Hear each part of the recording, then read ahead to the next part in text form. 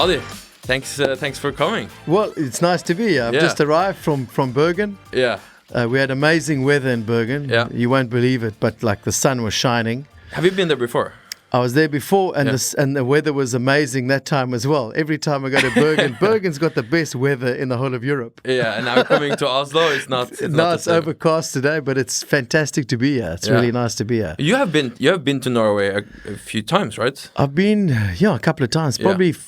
I don't know, maybe 4 or 5 times, I think. I can't remember exactly. It's quite a trip from South Africa. But it's easy. Yeah. It's an easy trip. Yeah. I mean, I flew from Cape Town on that funny Dutch airline called KLM. Yeah. Cape Town, Amsterdam to Norway. It's very simple. And the great thing about traveling to Europe from Africa or vice versa is there's no change in time zones. Yeah. So you no climb jet lag. No jet lag whatsoever. You arrive and you're fresh and you hit the ground running. Yeah. And it's a simple flight, you know. Yeah.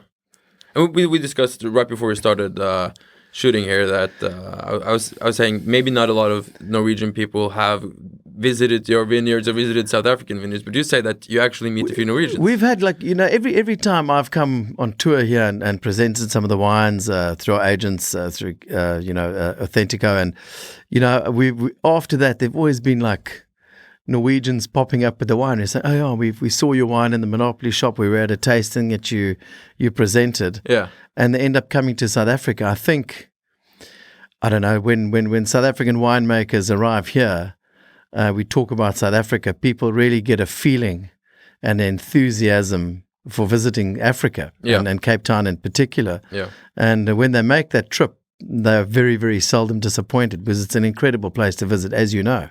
It is. It's very different. It's a cool country. It's a cool territory, if you like, and also the wine regions are very different from the wine regions of Europe. Of course, no, completely different. Yeah. I mean, when you fly, first thing, if you fly and you land in Cape Town, and the aeroplane comes into land and you fly over Table Mountain, and you see the setting of this capital city, it's. I get goose flesh just thinking about it. I get very emotional every time I fly back over the mountain and the ocean and you land in the Cape. And then from Cape Town, that's where the winelands start. Yeah. And it's really accessible. Yeah. They're very close. Where we are in the Swartland, we're about 70 kilometers sort of northwest of Cape Town. Yeah. So it's only a small drive. It's a quick drive. It's less than an hour. It depends. Look, you must remember that in South Africa, the speed limits are just general guidelines. Yeah, like for real. No, not really, but that's how we handle it. Yeah. But so we're an hour's drive from Cape Town, and then you're in the Swartland, and that's where we are. And I grew up in Cape Town. Yeah. In Constantia, which is the closest wine region to Cape. That's the original wine region. I grew up there in Constantia. My father farmed there and my grandfather before him. So, when you're in Cape Town, the wine areas are accessible. The roads are fantastic. Just easy to get around. And, the people are generally not assholes. They're nice. The people are nice and friendly, great food. It's very hospitable. But for the people who haven't been there, like the main difference is saying that it's so different from many of the European wine regions that most people maybe listening to this might have visited. Yeah, look, if you've been to Burgundy or Italy is fantastic. The food is amazing, and the wines are fantastic. Anywhere in Europe have got amazing things, but what these places lack, and I just feel it immediately when I arrive at a place is an energy and a vibrancy, which South Africa has. It's multicultural. There's an energy. There's a vibrancy in Africa and in Cape Town in particular that is very, very hard to describe. And that's the beauty of it. There's this amazing vibe of people, cultures and colors and smells. It's an incredible place to visit. Yeah, I remember coming there and seeing the wine, the vineyards basically, and thinking this doesn't really look like a vineyard because it felt very wild. Yeah. Very kind of when you go to somewhere like in Italy, and you see all of the vineyards like beautifully aligned, and Yeah. it looks very set up. It's very picturesque in its own way. Yeah. But all with these bush wines and growing with all different things, and the mountain is kind of rocky and it's bouldery. Yeah, it's different. Look, South Africa. You know, the winelands have got like what you want to say. It's got like a dramatic beauty. Yeah. So the backdrop is incredible. Yeah. I mean, and where we're up against this mountain called the Paardeberg. Paardeberg is, it's a Dutch word for horse mountain. And we're up against this mountain, and there's just these big granite rocks. And then you've got vineyards, these bush vines. Yeah. So no wires, no poles, vines that grow out of the ground. Yeah. And they grow up on these terraces and these small vineyards up in the mountains and lower down. It is incredible. Yeah. And for me, they tie in to the mountains, and they tie into the natural vegetation. Yeah. It's not like they're separated. They really tie into the natural environment, which makes them sit better as well. Yeah. And that's why we love this area. But was it so that the first vineyard that you bought? I mean, you've been working with wine for a long time, but was it in 2008 or something that you bought the vineyard? Yeah, that that's was correct. An abandoned vineyard. Yeah, it was. In our area, it was the whole region, the very old winemaking region from the early 1700s. The first time they had vineyards there and were farming there. The whole region was dominated by one or two big cooperative wineries. Yeah. There were a few small independent wineries. Yeah. So when we bought in 2008, my wife and I and my cousin, the vineyards that were on this farm, they were not very well looked after because the grapes were delivered to the cooperative, and the prices the owner was getting then was quite low. So he couldn't really invest in the vineyards. So when we bought this farm, these old vineyards, but incredibly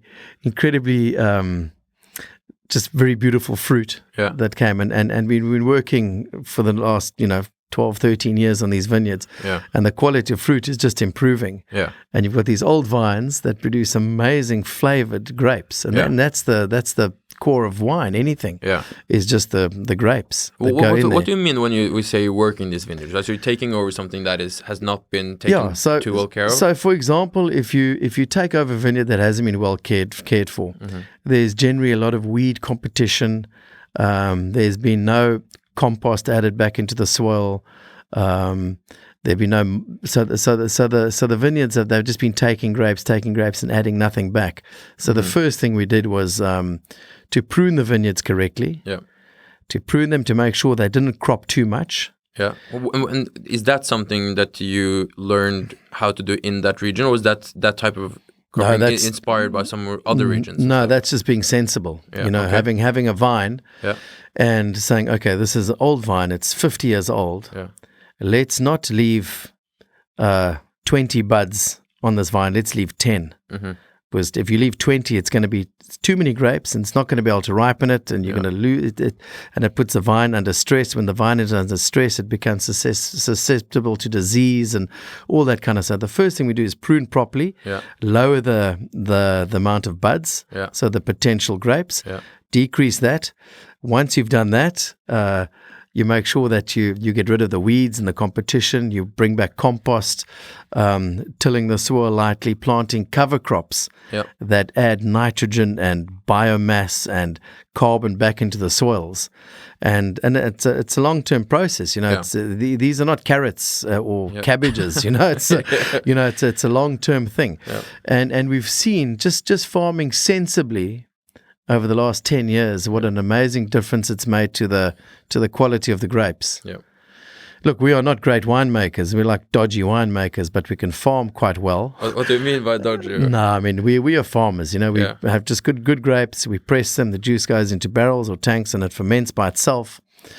At the end of the day, that's enough for us. We don't do any like fancy stuff in the winery. Yeah. We don't do any juice manipulation, adding this. We just farm really well as best we can. Yeah. And of course, the vineyards are the rainfall in our area. We get about 500 millimeters of rain a year on average. Yeah. Most of that falls in the winter, which is from June, July, August. That's our coldest, and that most of the rain falls then. Yeah. So we don't get a lot of rain. So in other places of the world, they call these vineyards dry land farmed or unirrigated. Mm-hmm. But I don't like that word, because if you say they're unirrigated or dry land, it seems like you don't care about them. Yeah. We like to use the word rain-fed. Yeah. They're fed by rain. It's almost like if you say that, people think maybe God is involved, Yeah. So they're all rain-fed vineyards, and some years are drier than others. And it's got a huge effect on the grapes. You don't wish that you could or should irrigate either. No, we haven't got much water on the farm, to be honest. We've got a few dams that we can collect some runoff. Yeah. If we plant young vines, we normally give them a little bit of water by hand or drip lines for the first 2 or 3 years until the roots have established, and then we take the water away. Then they must grow on their own, Yeah. But is this type of considering for the vines and the region, is that something that you share with a lot of the other winemakers in the area? Yeah, look, the Swartland is a very special area, not only in terms of its geography and its size and the various soil types there are in the Swartland, but it's very unique in the way that the winemakers there work together. Yeah, it's. I think it's unrivaled anywhere in the world. We've got an organization called the Swartland Independent Producers Association. Yeah. So this is guys that are producing wine we do 400 tons of grapes, 400 tons of grapes, and some guys do 20 tons. Mm-hmm. It's an organization that we established in 2013 or I can't actually remember. Yeah. But it was just to get like-minded producers together. Yeah. And to say, guys, listen, man, these are the grape types that are suited to this area. Everywhere else in the world, there are grapes that are suited to certain areas. Yeah. So we said, okay, this is the Swartland. These are the grape types suited here. This is a brief guideline on how we think you should farm. Here's a brief guideline on terms of winemaking. Like, who's telling who now? Like, is this to inspire other winemakers, or are you setting like common ground rules? Basically, we started this organization. It flowed out of the Swartland Revolution, and when you sit around the barbecue and you're drinking wine, it's amazing to have these philosophies and think, oh, we mustn't do this, we mustn't do that. Yeah. It's great to talk about it, but what we did was we put it in writing and said, listen, guys, this is like a manifesto. Mm-hmm. This is not curbing your creativity. It's not, but this is like, these are sensible principles. Yeah. And the principles being these grapes are suitable? These grapes. So grapes that are suitable for the Swartland are stuff like the big berry grapes, Grenache, Carignan, Cinsault, Shiraz to an extent, more the Rhone kind of stuff. And the same with the whites, Chenin Blanc, of course. But we don't want to curb it, but we say these. If you're going to plant Pinot Noir in the Swartland, it's not a great idea. Yeah. On that piece of land, you're going to get far better expression, far better quality of wine from planting Grenache, for example, than Pinot Noir. Yeah. Pinot Noir can be planted in another area. Yeah. And then winemaking wise, so listen, guys, let's not inoculate with modified yeasts. Yeah. So all natural fermentations. Let's not put all the wine into new barrels. Yeah. You can have new casks because you need new casks to renew. So let's limit it to 25% new oak. Yeah. So little guidelines like that, and different wine styles that have come out of the Swartland. So that we've had gazetted, if you want to put it that way. Yeah. So. And so we meet regularly, regular tastings together. Yeah. And it's an incredible thing. There's so much mutual respect for each other, because we're all in different pieces of land. We've all got different winemaking approaches. But at the end of the day, we're trying to really explain this area, the Swartland. Yeah. Because when you taste a wine, you're tasting a piece of land, if it's well made, or an area, as well as the grape. I don't know. So we're trying to communicate that in some level. And it's difficult because you've got 23 individuals, but the way they come together and talk about wines and the way they farm, it's amazing. You can just see the increase in quality over the last 10 years has been phenomenal. Yeah. And it's drawn a lot of new people into the Swartland as well. Yeah. Talking about grapes then, right? So there are certain grape types that you agree and choose to farm, but you have quite a broad line of wines and grapes, right? That you farm. Yeah. Which is also fairly unique for the area, right? That it's not like Burgundy where you have 2 grapes. You have a long range. No, we do. So on the whites, the principal grape in the Swartland is Chenin Blanc. Yeah. It's an amazing grape. I think that's what most Norwegians think of. Yeah, it's an incredible grape. Apparently, they've even got some in France in an area called the Loire Valley. Yeah. Apparently, they've got a bit of Chenin there. Yeah. But in South Africa, Chenin and the Swartland, very important grape. Yeah. Then what's also quite important in the Swartland and what does well here are the Rhone wine, stuff like Grenache Blanc, Roussanne to an extent. Yeah. Verdelho is also an amazing grape. Yeah. Semillon has been an important grape in South Africa since the beginning, since vines were first planted in the 1650s.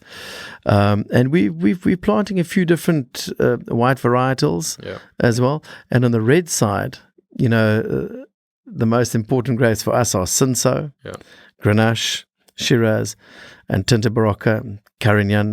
Those sort of 5 are for us important, and we've obviously planting more. I've got Cabernet, I've got some Merlot, Pinotage. Is it difficult to create a own style or your own type of production or choices for each one, or? No, for us it wasn't difficult at all. When we bought this property, we wanted to make 2 wines, a white and a red. Yeah, and the white and the red were all the white varieties in the Swartland, and the red were all the reds in the Swartland. So that's how we started out. So our white blend, called the Kull Moosfontein white blend, is a blend of 12 different grapes. Yeah. 17 vineyards, 12 different grapes. And everything is picked together on the same day. Yeah. Our red is a blend of 5 or 6 varietals sometimes, and that's also picked together on the same day and blended together. So it's maybe hard to even know exactly how much is of each. No, look, it's all on our back labels, very accurately in percentages, but you can't believe that. We do have an idea, of course, you know, but we don't. One of the best guess. It's we make a wine from a place. Yeah. So if we pick the red and we're picking a Grenache, and there's a little bit less Grenache one year than the previous year, that's how it is. We just work on that vineyard. Yeah. And make the blends as they come into the cellar. Yeah. To eliminate human error, huh? Yeah. Human error comes in a lot with winemaking. If you pick Shiraz separately from Grenache and from Carignan and you keep them all separate, and you pick them all at a so-called ideal ripeness, and then a year later you come and make up the blend, and then when you're tasting, I don't know, the Carignan's not tasting great, and you leave it out of the blend. Yeah. But you come back to that barrel in 6 months' time, and that shit is like amazing. Yeah. Then it's like, oh man, I've left that out of the blend. So to avoid that, we pick everything together from the beginning. Yeah. And it's slightly different ripenesses, of course, because grapes ripen differently. Sure. But we aim for alcohols around about 13 to 14, and that's like, for us, the beautiful point. Yeah. So we make one decision when to pick, and the next decision is when to bottle. Yeah. So it eliminates all that like human emotion and, I don't know, potential mistakes. So how's the last couple of years been? Because you said it's been amazing, and it's been terrible. Look, I mean, it was I don't know, it was more amazing than terrible. Yeah. With lockdown, you know. So March 2020, We just finished harvest, Yeah. We had one or two vineyards to pick, and then lockdown came and everything just shut down. It was a crazy time. Yeah. Luckily, we've got a lot of guest houses on the farm. We don't have any staff living on the farm. Yeah. So our guys drive in from various places. But so we locked down the farm and we moved all our essential staff into these fancy guest houses, and we all lived on the farm for those couple of months. Nobody went in and out of the farm. We had one guy going once a week into town to do supplies. Yeah. My children were on the farm, and my son, there's a teenager. Yeah. So he had a whole lot of his friends out, 11 teenage boys living on the farm, trying to make them work in the morning. But, they eat more than they work, They just ate the whole time. We went through 20 liters of milk a day. Yeah. It's a lot of milk. So you created actually it was like old school community. Yeah, it was this old school commune, and where we lived and worked, and we got a lot done on the farm, like the finer details, That was special. But the stressful part was obviously not being able to sell wine. Yeah, because there were some special. I didn't hear about this anywhere else. Look, in South Africa, everything locked down. You couldn't buy cigarettes, no alcohol. It was just locked. Like you. Why? What was the reasoning for not? You could buy milk, but you couldn't buy alcohol. No, of course you can't buy alcohol. Because if you buy alcohol, I don't know, you get silly, and then then you crash your car, and then you go to hospital, and that bed should be for somebody with COVID. That kind of. I don't know what the English word is. That kind of explanation. I don't know. I've got the right English word. I can't reason, whatever. Yeah.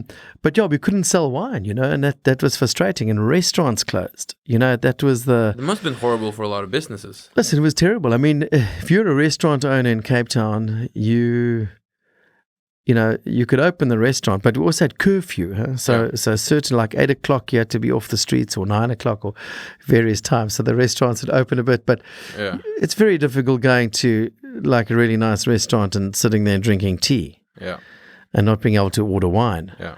So and that's got an effect on everybody. I mean, there was no sommelier to open the bottles. Nobody could clean the glass. There was none of that, and even the Somalian guys with the shops down the roads that supplied cigarettes for waiter staff, like everything, it was the terrible effect on the whole society, Yeah. How are things going now then? Is it? Look, now it's amazing, and I think a lot of new restaurants have opened up. Yeah. A lot of people have rethought their businesses, and we just hope for the best. And the tourists are coming back to Cape Town. A lot of the restaurants were based on tourism.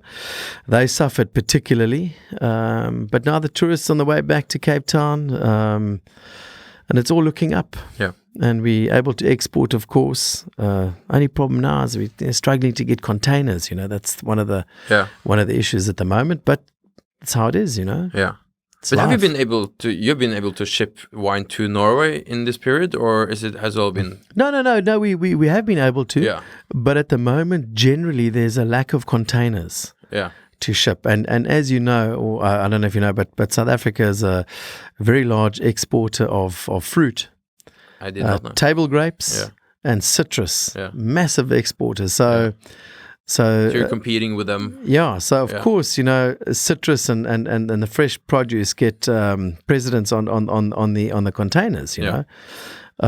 So we've had some delays in shipping, and that makes it quite difficult, especially if you're working with, say, for example, like a monopoly. There's a certain launch time. Mm-hmm. And you say to the guys, we can't get content. Okay, you just miss that, It's got huge ramifications for not only ourselves, but for our agents here and obviously for finally the customers. Sure, because you export quite a bit to Norway, right? Yes, Norway, we export quite a bit to Norway, quite a bit to North America. Yeah.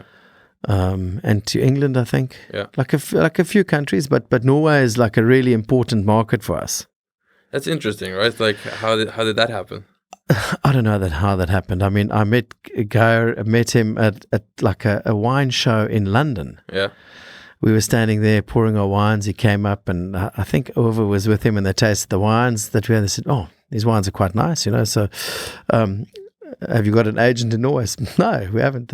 So that's how we started that relationship. So the wines that Authentico bring in, I mean, the selection is next level in terms of South African stuff. It's, you know, in the shops here in Norway, we've got the most amazing selection of South African wines. You won't find that in most wine shops in South Africa, or certainly nowhere else in the world. Yeah, I Just think the wines, it's strange sometimes. the wines of quality and the wines of interest and the wines of purity, the wines that are left field. You'll find them here, which is amazing. Yeah. I also always think it's interesting when I talk to people, especially those who are starting to get into wine, right? So they're starting to buy more stuff. They're trying to experiment. Yes. And it's strange to me when I hear like, they bought some French wine, some Italian wine, and now they bought some South African wine. Yeah. It's like you skipped a couple of countries, like that the rest of the world seem to have like in their top 5 or 6. Yes. But it's really popular and in the restaurants and wine bars too. Yeah. It's now almost like expected. Yeah, no, in Bergen you walk in there and you open, oh, geez, I know this. You just recognize all the wines on the list. You know, it's amazing. Yeah. But I think it's also, I mean, I think you as a nation do love wine. You know, you love wine and you love food. Yeah. And I think you're keen to try different wines, and I think that's why it's done so well. Yeah, there's also some part of South African wine that I feel like hits a lot of Norwegian, and it's because in Norway, like many other places, people are into like natural wine. Yeah, and I don't feel like all of the South African wines are very much branded like natural wines, like they do in some places. Yeah, like they're not too hazy, too foggy, too yeah. But it is. Like we're learning how you are making wines. It is kind of in a natural way, so it's kind of hitting some of that. Yeah, look. The whole definition is quite. The definition of natural wine. One needs to go to that. You know, what's the definition of natural wine? Is it organic farming? Is it biodynamic farming? Yeah. If it's that, then there are few wines, you know, to farm completely from the beginning. But there are a lot of producers all over the world that are buying grapes and making natural wine, you know, not adding anything to the wine. Yeah. But they're not involved in the complete process, you know. So the wines we make, I mean, we farm, pick the grapes and make the wines. Yeah. It sounds very straightforward, right? Yeah, it is straightforward, you know. But it's a definition of natural. I mean, I think I'm not mad about the definition. I think there should be maybe another word for it. Yeah, I mean, and there are different definitions, right? So people not always agree. Because it's like other wines are unnatural. No, they're not unnatural. Yeah. I don't know. I don't think too much about it, to be honest. Selvfølgelig må jeg bare takke Temptec igjen. Takk for at dere gjør denne podcasten her mulig. Hvis du er på jakt etter et vinskap, og det burde man nesten alltid være, så sjekk ut Temptec sin Prestige-serie, en av toppseriene til Temptec. Bygg de inn, bygg de inn i kjøkkenet, la de stå fritt for seg selv. Store, små, forskjellige zoner, trehyller, LED-belysning, juster temperatur, lys på egne paneler, luftfuktighet, label view hvis du har lyst til å se flaskene før du åpner kjøleskapet. Sjekk ut Prestige-serien til Temptec, og tusen takk igjen hos Power, Selges Kunders Power, og takk igjen Temptec for at dere gjør podcasten her mulig. Now we have 2 wines with you today though. Yeah, we've got 2 wines, and it's so nice to actually talk about these 2 wines because the one is a single vineyard. Yeah. A very special vineyard, a vineyard I really love, and the other one is a blend of many vineyards. Okay, so 2 very different wines then. They're completely different. Yeah, cool. Okay, so the one that is the single vineyard that we have here today is the Sinso, and I have to read Ramnasgras. That's brilliant. That's brilliant. If you were speaking to me in the dark, I would have thought you were Afrikaans. Perfect. Because Sinso, you said this is your most important red grape. Yeah, it's an amazing grape. I mean, it's been the workhorse grape of the Cape for many, many years. Yeah. And this vineyard is called Ramnas Gras, Ramnas, and then Gras, which is grass.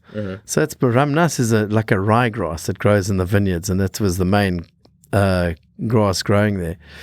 So this is a single vineyard. It's registered as a single vineyard. So on the back label, It'll say single vineyard, and this was planted in the late 1960s. And it's moderate alcohol of about 12%. Yeah. But when you walk into this vineyard, and we were pruning this vineyard last week just before I arrived here, they're doing the pruning.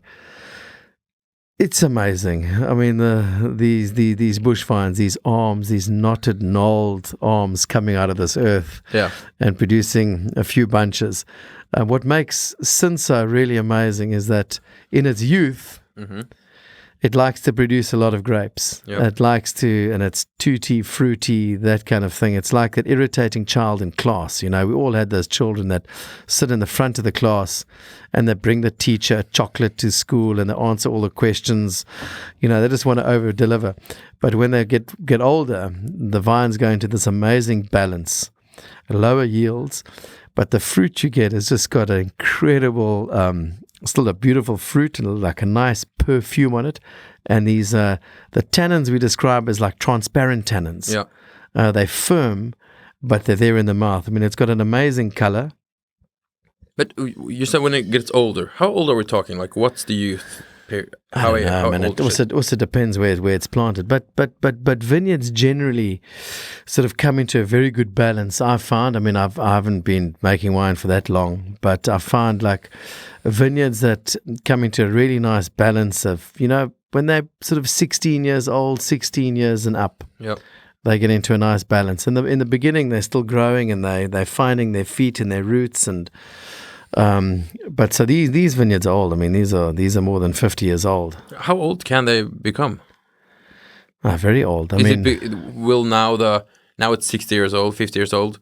Will the yield go down and down even more, or? No, I think the yield now will stay constant because it's in a really good balance. Maybe if it's very old, 150 years old, you know, it might go. But you know, hopefully my children can still keep these vineyards and give them to their children. You know, hopefully that would be amazing. You know, you can't buy time, that kind of thing. But no, if they're well looked after, well farmed, vines can live for a very long time. Yeah, I feel like this wine, it has great perfume. I think it also has. It's quite dark, but it's somewhat light in the mouthfeel, in the body.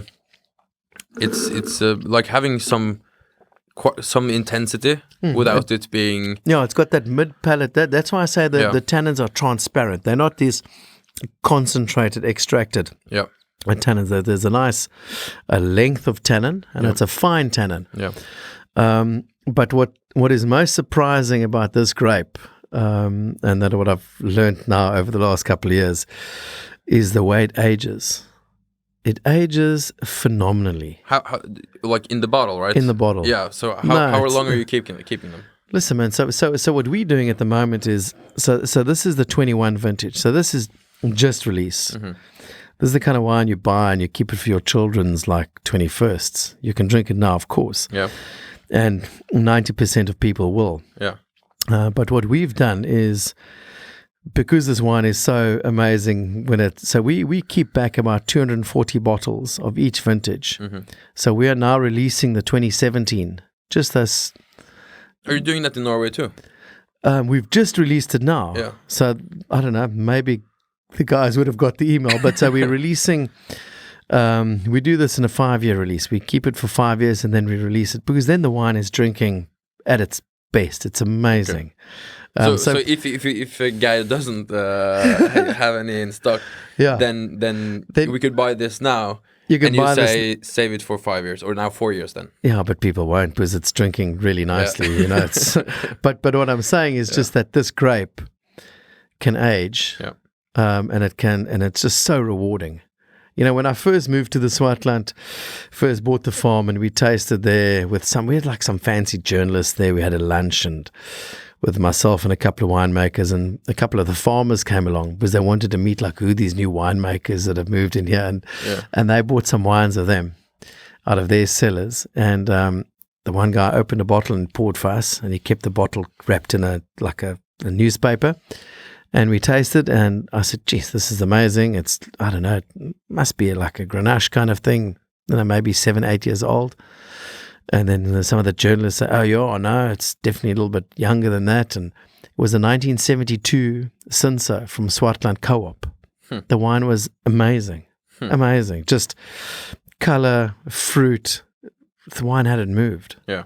You know, and that's why Cinsault was a very important component in a lot of the old famous South African red wines, where it says Cabernet, it's probably 40% Cinsault. Oh, really? Yeah. Like the old... Was it because they were trying to hide it, or because No, they it was didn't because know? it was an amazing blending component. It softened the wine, and it obviously stretched the blend a bit, but by default, it just ended up being a wine that could age. Yeah. And now this other wine. Yeah. You're laughing like it's a bit, that's a new one, you said. This isn't, well, the name is called Papegaai, which is parrot. Huh? Yeah. I breed parrots. I've got like... You breed parrots? I've got a lot of parrots. If you can count them, there's too few. No, what do you mean you breed parrots? What do you mean? Just to sell them, or just... Yeah, to sell them. And I love parrots. I've always had parrots. Since I was about 5 years old, I've always had parrots. So we breed parrots, and the proceeds of this wine actually go to a thing called the Cape Parrot Trust and Cape Parrot Working Group. There's an endemic parrot in South Africa that's really endangered. So anyway, this was the name of the wine. But this wine, just to get back to the wine, is more important. But the parrots are important as well. But so we've planted various vineyards now the last couple of years, and we were just sitting around and chatting, and just wondered what it would be like if we took the farm as a whole and picked a little bit out of every single vineyard. Which part then? White and red. Yeah. We just decided, we arrive at the vineyard, let's pick this row, let's pick that row, pick that row. And so we decided to do that. We picked every single vineyard on the farm. So this is a blend of more than 20 different grape varieties. Yep. Okay. I reckon it's about 60% red, 40% white. All fermented together, whole bunches. Some was pressed. I mean, it was just all over the place, just to see what it would look like. Yeah. And so you've ended up with a wine like this that's sort of, I don't know, it's almost pansexual. You know, I don't want to give this wine a title. I don't want to call it red. I don't want to call it rosé. I want to be quite woke about this wine. Well, I think it looks and it tastes more red than rosé. Yeah, but it's so much white still. Yes, but it's not quite red. No, it's not orange. No, I thought before you told me now. Yeah, I thought this must have been made in some very like super light pressed red wine or something. It's just red and white together. So the amazing thing, I mean, to me, it's just so juicy. There's so much fruit here. I don't know. I just love the fact, and we drink a lot of this wine. We chill it. Yeah. And drink it by the bucket load. I mean, it's just about having something juicy to drink. And look, it's unfiltered and it's bottled early. Okay, so we bottle it 5 or 6 months after harvest. So we bottle it really early, so the wine hasn't had time to really clarify. All the other wines that we bottle, like the Cinsault, we wait until the wines are clear. So we bottle something that's clean. We don't filter, we bottle clean wine. Yeah. This we bottle a little bit earlier, so the wine hadn't naturally clarified yet. That's why there's a slight haze in it. Mm-hmm. And it's got very, very low sulfur levels. Very, very low. So this would be in that, I don't know, so-called natural wine style. But I don't like to use that term. But the wine in itself is just absolutely delicious. It strikes me as a very what do you say, like wine bar-ish wine, where you just buy the glass and maybe outside on the bench. And exactly. I mean, I also, to be honest, I wouldn't mind if people take this wine and it's like I'm in a hot day outside. Yeah, it's not today, but chill it. I don't know, put ice in it, put soda in it, put a fucking slice of orange in it. I don't care. Yeah, it's just to have fun with this wine. Yeah, and just to drink it because it is just so quaffable. Yeah, And it's pretty.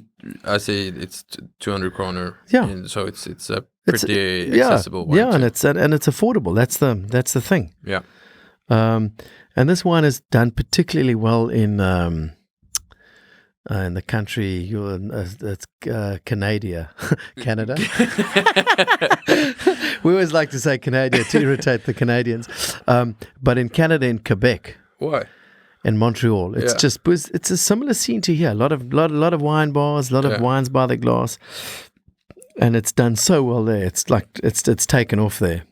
So, and now it's in Norway too. Now it's in Norway too. Yeah. So now, summer is over here, but it's cold like Canada, so we're used to it. Yeah, exactly. No, this thing is. It's just look. I mean, the thing at the end of the day is we want to have fun making wine. We want to give people a variety of wines. Yeah.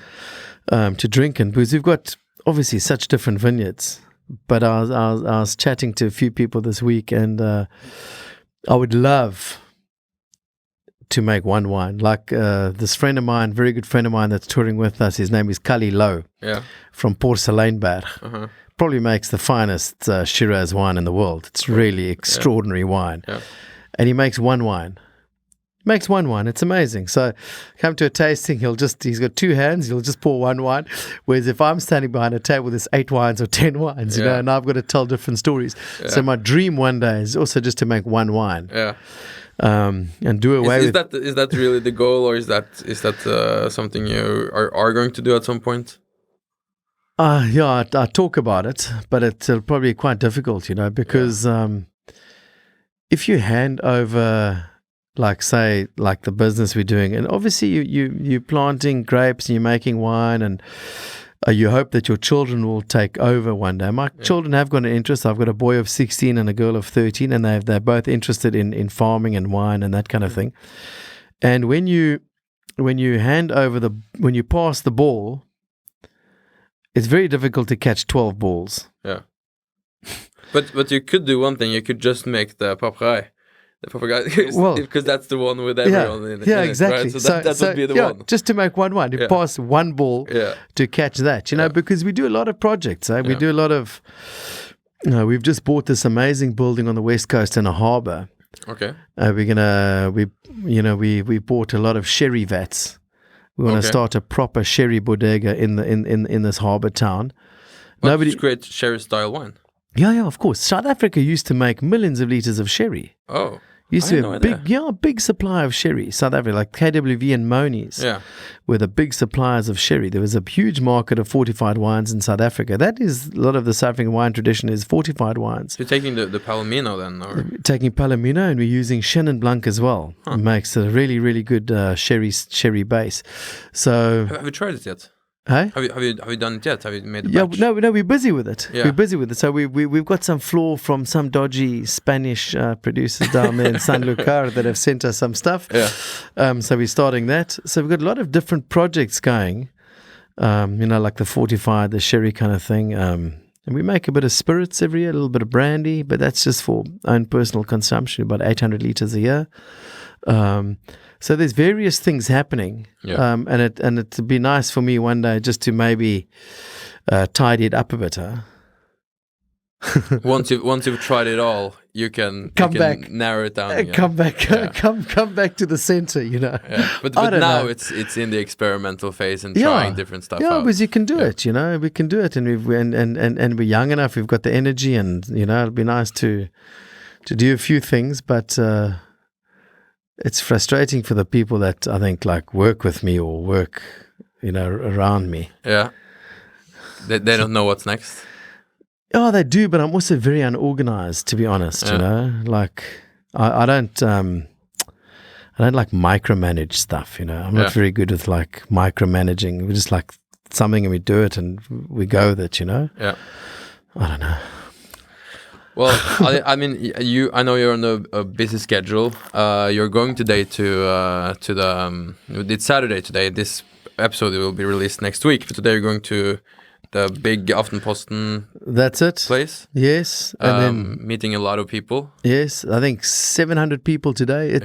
Look, this is this tour that we're doing with all these different producers, and one should try and seek out their wines. But it's we're going to probably see 1,500 people over the next couple of days, which is amazing. Yeah, I think it's going to hopefully make a big imprint on the public and on the trade. Yeah. Here in Norway, because it's not only you. There's a whole group of people coming from South Africa now. Listen, the South African winemakers are flowing in the streets of Oslo as we speak. They're lying thick. You have to step over a South African winemaker to get a coffee or a beer somewhere at the moment. So if you see guys with like silly caps like I've got and beards and thick accents, it's definitely a South African. If you're listening to this and you were wondering what was going on, Pat, the last week, you'll know it was the South African. So we're looking forward to it, because it's always great to visit here. I mean, the Norwegians are amazing people. They're always hospitable to us. You've got amazing food. Are you going any places to eat? We are. We are, but there's a list. I don't know. I'm like a sheep here. I just follow the crowd. Sure. And see where I end up. Yeah. Well, Ali, I appreciate you a lot for taking the time. You're meeting 1,500 people. It's a lot of people. Yeah.